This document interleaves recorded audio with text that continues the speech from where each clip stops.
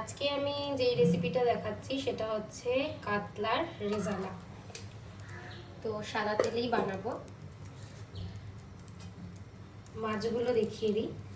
এই যে মাছগুলো, মাকে আমি বলেছিলাম মাখাতে, তো মা একটু হলুদ দিয়েছে, বাট অসুবিধা নেই, একদমই কম পরিমাণে হলুদ আছে, আর হলুদ না দেওয়াটাই বেটার এই মাছে।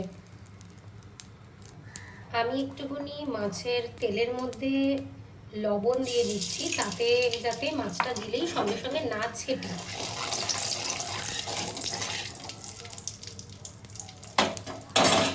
একদমই ভালো করে গরম হয়ে এসেছে।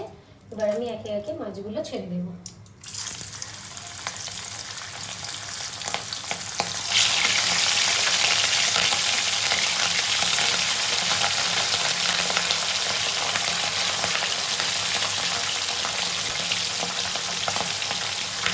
ভালো করে মাছগুলোকে আগে ভেজে নিই। নুন দেওয়াতে না মাছগুলো একদমই লেগে যাচ্ছে না, দেখো একদম যেরকম দিয়েছিলাম সেরকমই আছে। তো নুন দেওয়ার হচ্ছে এটাই বেনিফিট, যে মাছগুলো একদমই লেগে যাবে না। তো প্রত্যেকটা মাছই এখানে যতগুলো মাছ আছে সেমভাবে ভেজে মাছগুলো আমি একদম হালকা করে ফ্রাই করে নিয়েছি, একদম বেশি ভাজিনি, এরকমভাবে। আর একটু হলুদ দেওয়া ছিল বলে একটু কালার এসছে, বাট না হলে তো কালারই আসতো না। বাট ঠিক আছে, তোমরা চাইলে নাও দিতে পারো, না দেওয়াটাই হয়ে গেছে। এর মধ্যে আমি তেজপাতা, শুকনো লঙ্কা আর গোটা গোলমরিচ দিয়ে দেবো।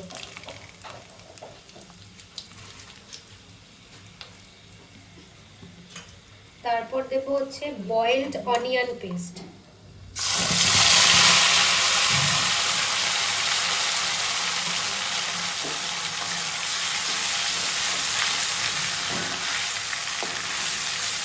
রেজালায় সবসময় বয়েলড অনিয়ন পেস্টই ইউজ করতে হয়।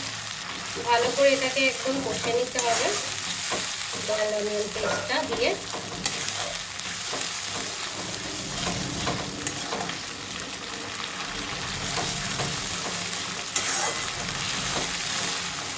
ফ্লেমটা একটু কমিয়ে নিয়ে এবার একে একে অ্যাড করবো হচ্ছে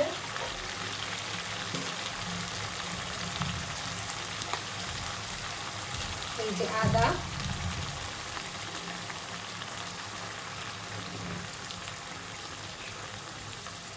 রসুন।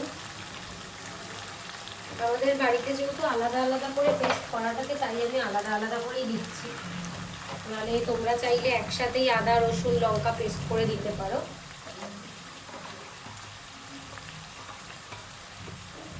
এটা তো খুব বেশি ঝাল ঝাল হয় না, তাই জন্য বেশি লঙ্কা দেওয়ার দরকার নেই।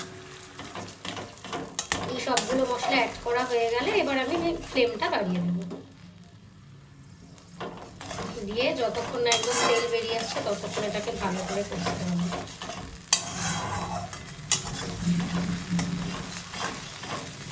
মশলার কালারটাও খুব সুন্দর এসছে।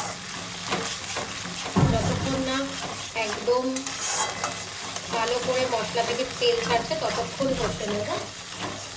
তারপর অ্যাড করবো হচ্ছে, তোমাদেরকে আগেই দেখিয়ে দিই, যেটা হচ্ছে এই পেস্টটা। এটার মধ্যে হচ্ছে কাজু, চারমগজ, এই যে কাজু, চারমগজ আর হচ্ছে পোস্ত, এই তিনটের পেস্ট আছে, এটা অ্যাড করবো।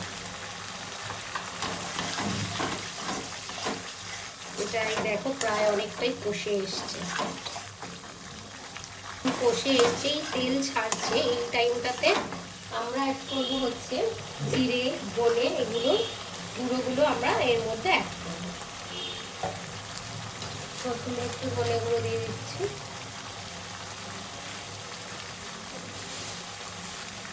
আর হচ্ছে জিরে গুঁড়ো।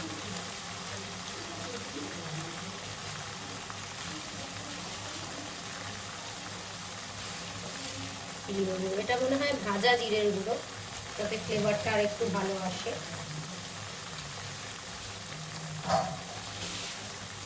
এগুলো অ্যাড করে দিয়েছি, দিয়ে একটু ভালো করে কষিয়ে নেব। দেখো প্রায় একদম তেল ছেড়েই এসছে। এবার আমরা ওই কাজু, পোস্ত, চারমগজ এগুলো পেস্টগুলো অ্যাড করব। যখন তোমরা কোনো কিছু অ্যাড করবে তখন সবসময় মশলা মানে গ্যাসের ফ্লেমটা কমিয়ে কমিয়ে অ্যাড করবে, নাহলে দিতে দিতে পুড়ে যাওয়ার সম্ভাবনা থাকে। মশলা থেকে দেখো তেল ছেড়ে দিয়েছে। এই যে এবার এই কাজুর পেস্টটা অ্যাড করবো।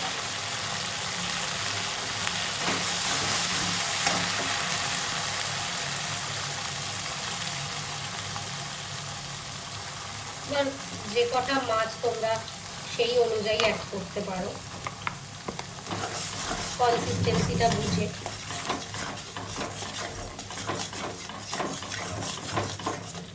দেখো আমার আর লাগবে না কেন, যথেষ্ট থিক হয়েই গেছে গ্রেভিটা, আমার কাছে আরও বেঁচে আছে। তো তোমরা গ্রেভির থিকনেসটা বুঝে অ্যাড করাটাই বেটার। এবার গ্যাসটাকে একটু মিডিয়াম ফ্লেমে করে নিতে হবে যতক্ষণ না এবার এই মশলাটার থেকে তেল ছাড়ছে এই কাজুটা দেওয়ার পর।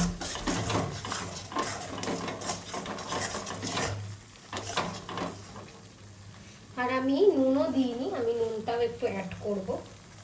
এই যে সরি, আর ব্যালেন্সের জন্য তো একটু চিনিও দিতে হবে, তো ব্যালেন্স করার জন্য সেরকম একটু চিনিও দিয়ে দিলাম যাতে ফ্লেভারটা ব্যালেন্স হয়।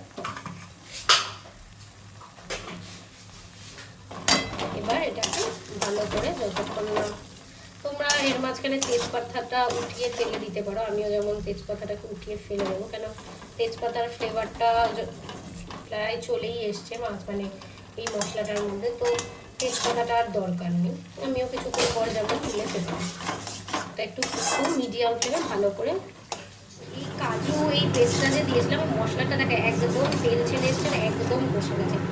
এইবার আমি টক দই দেবো এর মধ্যে। আমি জল দিয়ে টক দইটা মিক্স করেছিলাম যাতে সঙ্গে সঙ্গে দিলেই না ফেটে যায়, ওই টক দইটা অ্যাড করে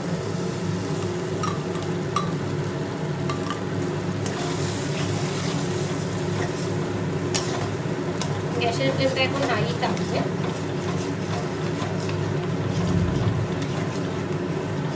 গ্রেভিটা জানতে একদম স্মুথ হয়েছে, যেহেতু আমি টক দইটাও ফাটিয়েই দিয়েছিলাম না, আমি তো চিনি আগেই অ্যাড করেছি, যদি লাগে আমি পরে আবার দেবো। এটাকে একদম তেল ছেড়ে দিতে হবে, মানে যতক্ষণ না তেল ছাড়ছে ততক্ষণ এইভাবে একদম হাই ফ্লেমে রেখে এটাকে মশলাটাকে ভালো করে নাড়তে হবে।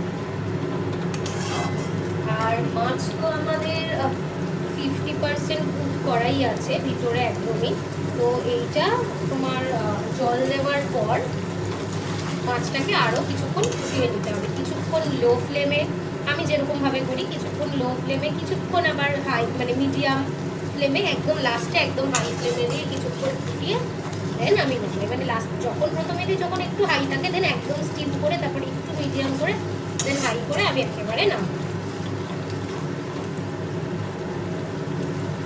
তো এটা ফুটে একদম তেলটা আসলে আমি একটু জল অ্যাড করি। গ্রেভিটা আমি জাস্ট একটু টেস্ট করে দেখলাম, একটু টক মনে লাগছে, মানে দিয়ে তাই জন্য একটু অল্প করে আমি জাস্ট চিনি অ্যাড করে দিচ্ছি, একদম অল্প করে এটা জাস্ট একটু ব্যালেন্সটা চলে আসার জন্য।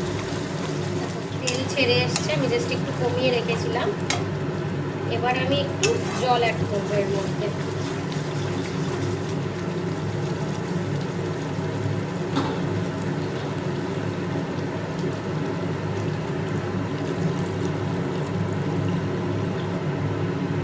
বেশি জল দেওয়ার দরকার নেই, কেন তো এটা মাখা মাখাই হয়। তো কিছুক্ষণ পরেই যখন কাজুটা এর মধ্যে রিয়াক্ট করবে না, তখন সঙ্গে সঙ্গে এই গ্রেভিটা একদম ঠিক হয়ে আসবে, ঠিক হতে থাকবে। তো আমি তখন একবারই নুন দিয়েছিলাম, তো গ্রেভিটা ঠিক হওয়ার পর যদি মনে হয় তখন আমি আবার নুন একটু অ্যাড করবো। এটা ফুটে আসলে আমি মাছটাকে অ্যাড করবো, যখনই এই একদম এটা ফুটে আসবে একটু বাড়িয়ে দেবো, একদম হাই ফ্লেমে করে দেবো গ্যাসটা, দেন বেড়ে আসলে মানে ঝোলটা ফুটে একটু কমে আসলে দেন আমি মাছগুলো অ্যাড করবো। একদম ঝোলটা ফুটে এসছে, এবার আমি মাছগুলো দিয়ে দেবো, তারপর নুন দেবো, কারণ মাছের মধ্যেও নুন আছে যেটা এই গ্রেভিটাতে অ্যাবজর্ব হবে। তো মাছগুলো আমি এক একে দিয়ে দেবো।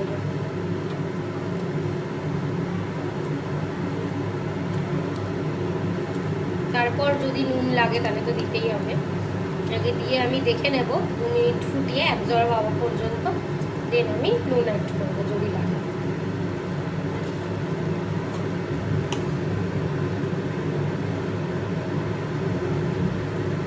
মাছগুলো দিয়ে দিচ্ছি, কিছুক্ষণ ফুটলে আমি তারপরে নুনটা চেক করে অ্যাড করলাম। আমার একদম পারফেক্ট আছে, তো আমার নুন লাগছে না, তো আমি জাস্ট একটুখানি জাই জয়িত্রীর গুঁড়ো অ্যাড করবো। আমার কাছে গরম মশলা নেই, ইনস্টেড অফ গরম মশলা আমি জাই জয়িত্রীটা দিচ্ছি, তাতে একটু ভালো গন্ধ আসবে। এই যে একদমই অল্প, কেন জাই জয়িত্রীর একটা বেশ তীব্র ফ্লেভার থাকে, তো বেশি অ্যাড না করাটাই বেটার। গরম মশলা থাকলে আমি এতটা ভাবতাম না হয়তো। তো এটা অ্যাড করে দিলাম। ঝোলটা এখন একদম হাই ফ্লেমে থাকবে যতক্ষণ না একদম এটা গায়ে লেগে আসছে। আর আমি একটু অ্যাড করব ঘি,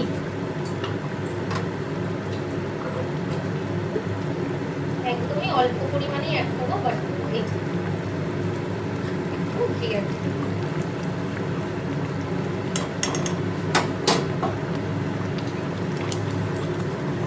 ঘি দেওয়ার পরেও কিন্তু অনেক সময় নুনের দরকার হয়, তো তখনও তোমরা চাইলে দিতে পারো, তো আমি জানি না আমার লাগবে।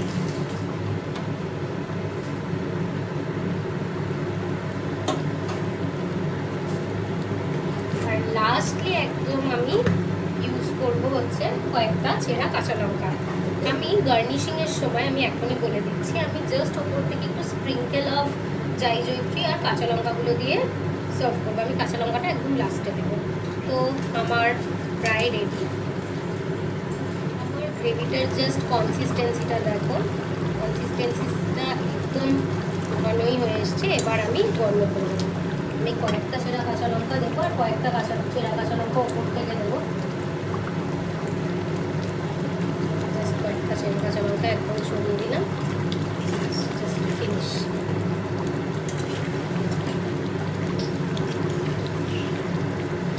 চলো এইবার আমি সার্ভ করব। আমার কাতলা মাছের রেজালার ফাইনাল লুক। আমি স্প্রিঙ্কেল করে ওই জাই জয়িত্রী আর ছেঁড়া কাঁচা লঙ্কা দিয়ে সার্ভ করেছি। তোমরা অবশ্যই জানো রেসিপিটা কেমন লাগলো।